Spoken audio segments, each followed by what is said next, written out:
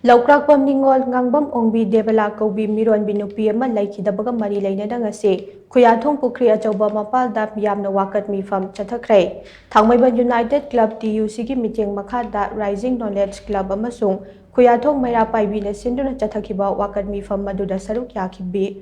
Leikhidaba Debala gi imung manunggi miyoising na hai Leikhidabi asi pamang thaktagi hauna Hillside Hospital da layengduna lakhibane mahaki checkup khudingmak matam chana chatki adubo mahaki yanglenggi sarukta nungairaktabadagi hospital asida pukhatuna layengke hospital asina checksindaba amadi mathau taba oxygen cylinder sing leramdabadagi patient asi leikhidabane maramaduna hospital asigi mathakta logi oiba thabak sing laukhatpiyo haina mari leinaba singi pukning chingsilagle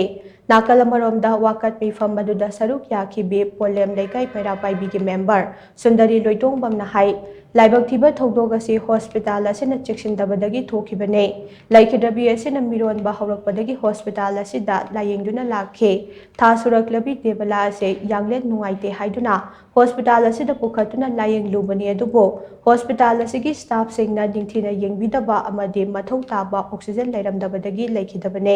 maramaduna hospital asigi license khudakta kakkadabane hiramasiga mari leinana medical directorate naso investigation chathabiyo Meeyamgi demand asi pung kunmari gi manungda thabakto onthoktrabade makhal makha kayagi Khongjang Changsinkhre haina so mahakna makha tana phongdokhi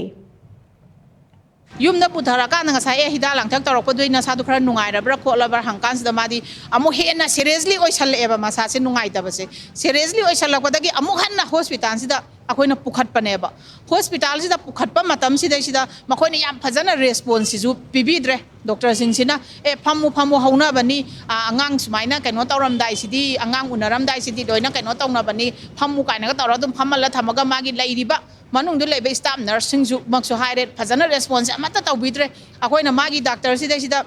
line laubiyu khopiyu adu tawbiyu ma sumain tawre kholen haibna singba mayam ama ji hairaga matamsi manghalleba adai maji sor honbasi wari en maji laureba makhom khuji masase isase loi pangdare sor honbasi wari en haibasi daisida